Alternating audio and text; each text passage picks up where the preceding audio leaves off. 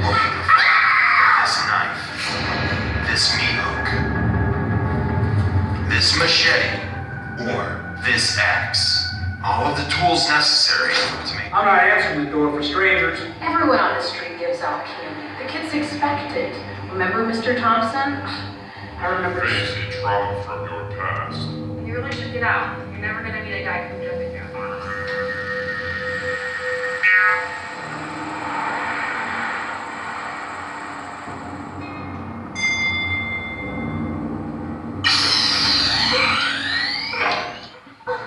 This meat is tainted. I have told your brother, and I've told him again 1,000,000 times, chop the bodies up before refrigeration. Otherwise it spoils. Do you want to catch Mom some fresh cuts?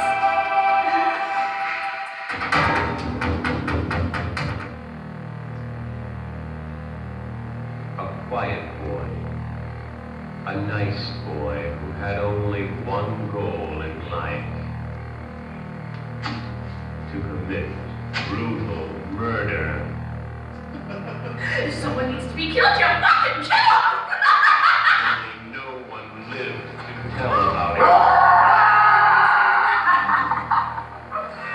Never before has the scream shrieked with such terror. Can you stand it? Oh, God. Oh! Shocking, filled with gore. The first motion picture to be called gore-nography. A bloodbath of horror. The most horrifying motion picture ever made. Do you want to catch Mama some fresh cuts? New York Massacre Part 2.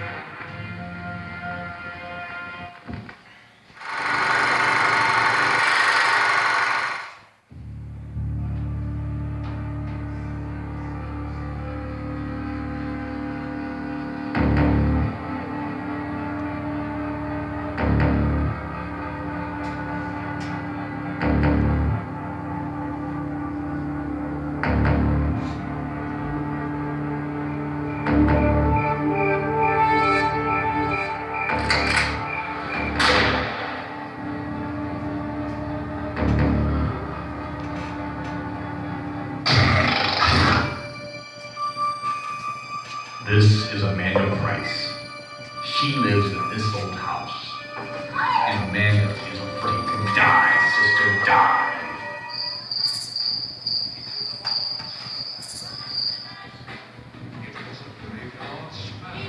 Oh my God, where are the damn trick-or-treaters at? Right? No one ever does it anymore. Well, I'm bored. Have you ever played the Pumpkin Man? Pumpkin Man, what's that? Well, you say his name 3 times in the mirror with the lights off. Every 10 or 15 years, a film is produced that is so overwhelming, so forceful in its impact, that it becomes deeply embedded in the mind and changes for all time those who see it. We think Love Murderess is such a film. Its intensity may be more than some wish to be exposed to, and those people should be forewarned.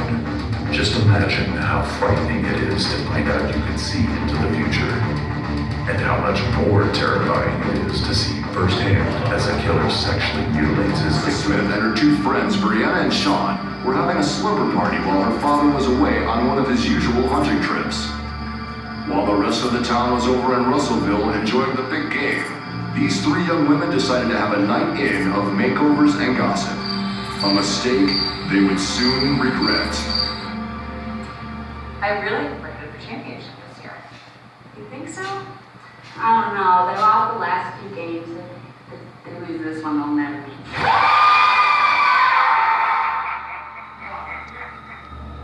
They were later found by a neighbor, huddled together on the floor in shock.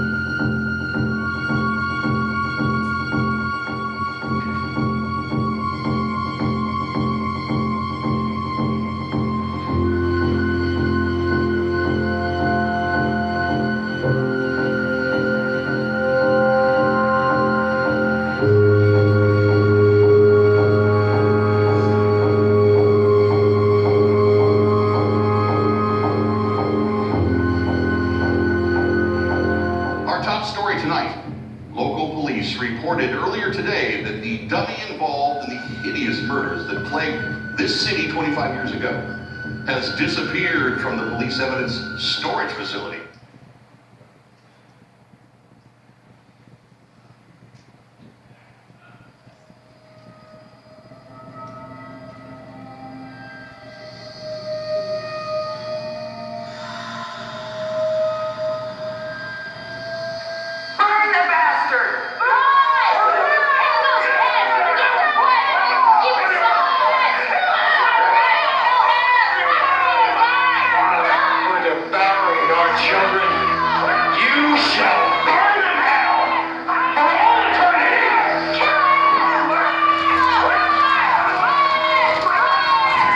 I noticed that, because I know like half the actors there, and I noticed that he used like their real names. I don't know if there's anything behind that. That's my niche. I mean, it's a lot of the people in my films are like reoccurring actors. Yeah, I noticed that. It's sort of like, John Waters, from back in the day. It's people I mean, it's people I trust, people that I can count on, that will come and do the job, and they have fun doing it. And why give them fake names? I mean, I cast these people based on the personalities, like the real personalities, so it makes sense to use the real names. I think everybody meshes better, and all these people are friends. They all know each other and work together all the time. So. Cool. Kind of funny too, because it made it seem like a shared universe, and like you watch the second movie, it's like, hey, it's almost a sequel. You. Yeah, it's kind of fun. A different reality, different dimension or something. These characters are. Well, and that was, I think, film 27. I've done 32 features total, and most of them have a lot of the same actors in them. I love You did it before American Horror Story? Yeah. Well, we did it the middle of last year. So. I love the clown costume. It had like a. I felt like there was a Leatherface vibe also. Yeah. The skin. Right. The flesh mask. Right. You could make sequels out of it. It's a remake of a movie from 1998 that was directed by Todd Jason Cook. Oh, yeah. And he actually produced this one. And this is probably the 5th film I've done for his company. Like The Dummy 2 is actually a sequel to a movie he did called The Dummy in 1995. So I've done a lot of films for him. So I noticed like on the first one, it just kind of cut off, it seemed like. Was there any reason behind that? You mean when she's running down the road? When she's just running down the road and you just, boom, ends. Okay, so at the time we left it really open-ended, but I had actually decided a few months ago we're going to do a follow-up to it. I was wondering if that was the reason, like you were going to do a sequel. Yeah, Amityville 2017, Evil Never Dies. We're going to start shooting in April. And what we're going to do is we'll show Mark, the father, dead on the road at the beginning of the next movie. We'll have the gunshot imply that he actually killed himself and shoot him away. And so the second film will start with an estate sale at that house, and a young couple buys the monkey and takes it back, and stuff starts happening to them. And then throughout the research to find out what's going on, they track down Julia, who's now in an insane asylum. Oh, really? So she'll talk about everything that happened, and we'll have flashbacks from Legacy and everything. Okay. I noticed you kind of peppered in some of the trailers a couple of music videos. Do you do a lot of collaborations with music artists? Yeah, I've done over 60 music videos. That's actually how I get a lot of the music in my films. I'll do a music video for an artist, like, I don't know if you noticed, there was Thrill Kill Cold and Progress Con in Amityville. I did videos for both of them, and the trade was to get the music in the films. I think that that's a real smart way to do it now, because I mean, the music clearance is so expensive, and music really sells a film. If you can get an artist of that caliber in your movie, they will advertise the film for you. I mean, they'll release singles, they'll do all sorts of promotion for you. I mean, all I had to do was direct a video, that's enough. And I got their song in the film, so it's definitely worth it. It built a lot of atmosphere too. Sometimes you watch movies and canned sound, it was very atmospheric, which was nice. Well, and that's production value. I mean, like the over the top shots, the drone footage and the music. I think it's clever things that cost no money to give the production. Yeah, I saw you working with drones. How has that experience been? It was interesting because these guys, they work for Channel 8 News in Lincoln, and they just approached me out of nowhere. Like, hey, we heard you're doing an Amityville movie. We love the series. Can we come, provide the drone for you? I'm like, why would I turn down a drone? Right. So we had them come out and just shoot the footage of the cars that day. It was actually raining quite a bit, but they came out and did it for free and gave us the footage. I mean, it's awesome. Some of the trailers that you can put in there, or like Satan's Name for one, is that ever going to be a real movie?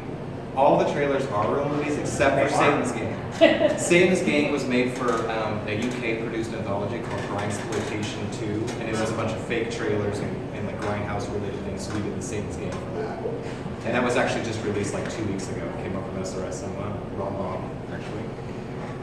Yeah, because I mean the whole thing overall, it had, I mean it did have that great 70s Grindhouse to it, and especially the trailers, but Amityville had a very 70s feel, and Night of the Clown had a very 80s feel. So I mean you did an excellent job there. Thank you. I mean, that's been my genre, that's my style. I mean, I'm an obsessed fan of horror movies from the 70s and 80s. I mean, like, if you watch these movies and you're a horror fan, you'll pick out 1,000 references from other movies. Oh, yeah. Halloween, Texas Chainsaw Massacre, Halloween 3, all these other movies. I mean, I think that those types of horror films have died a long time ago. If you watch horror movies now, even the ones that are like old school in style, they're still very modern. They're still shot a certain way, the editing's a certain style, a lot of jump scenes, and it's like lost. And I kind of feel like, especially in like Nebraska where I make movies, it's very simple to make stuff, of that caliber, stuff that looks dated, that's from the 70s or 80s, and kind of like keep the genre alive. I mean, you would watch it and it almost seems timeless. I would say other than the cell phones and Night of the Clown, you wouldn't even know it was dated. They reference the dates, but we try and keep it very timeless. Yeah. Now, let's see, where in Nebraska do you go and shoot? For the most part, Lincoln, Nebraska. Okay. There's a handful of us filmmakers there. Yeah, I noticed that you had Dorothy Warren. Yeah, she was second. She actually shot in Night of the Clown. She did the scene where Jenny was attacked by the clown driving the car. Yeah, she directed that scene. She's been, here a few times. Yeah. What was she in it? Did you see her? No, she was in the credits for. Second one. I saw Chad on the. Yeah, I saw Chad on the. Chad was in Dummy 2. As He's played. That's a reoccurring character, and that's like the 6th film he's played that newscaster character. So I mean, once you start watching my films, you notice all those connections and all the people. I liked the name of the clown. Is it related to John? Obviously Gacy? inspired by Gacy. The Gacy house. I was like, oh, okay. That shot is awesome. Like With the kids, sun. The sunset. Well, it was that was what park is that? It's a Holmes Lake in Lincoln. We were driving by it, and it was like this ledge where people jog. A lot of people do walking and jogging there. And I'm a huge Halloween 3 is my all-time favorite movie. Season of the Witch. It's the most amazing film to me. And so I'd seen that hill and just imagined the scene of the trick-or-treaters. I was like, we have to do this. Yes. So that was obviously a big throwback in Halloween 3. That shot. We tried. But the snow at the end of Amityville, is that planned, or is that just one of those things that happened? I don't know how the weather is in South Dakota, but in Nebraska, it's completely unpredictable. Yeah. And when we That's were, what I kind of figured it was. we were filming a scene and went from literally like 80 degrees and sunny to like 40 degrees and snowing, and then back to like 80 degrees and sunny. And so we had shot a lot of stuff in sequence, but I mean, like that particular scene had shots out of order. So there were some shots where it was like snowing and other shots where it wasn't. So there are some shots with digital snow, but I won't reveal what they are. Try and make it all flow together. Now, let's see, you had said you've done like 30-something features. How big of a production budget do you usually work with? Amityville Legacy was made on less than $1,500. Oh, wow. And Night of the Clown was made on about $400. That's about the average. I would say the biggest budget I've had was about $9,000 on my film, Cheerleader the Camp to the Death, but most of the movies are less than that. I mean, especially in today's day and age, you don't make much of a profit, on these films with pirating and streaming and everything, that we make them as low cost as we can. We also kind of have this cult classic kind of flavor to them, so that way they can stand time. There are movies that in 10, 15 years we can re-release as special editions and as sequels. So we make them as cheap as we can and just really milk them. And that's the way to do it. And you got something coming out with Wild Eye? Yeah, Wild Eye bought Amityville Legacy, so they'll be releasing it next year. Thanks to everybody for making it. Halloween till the holidays. We really appreciate you. Yeah, thanks for I coming. appreciate it.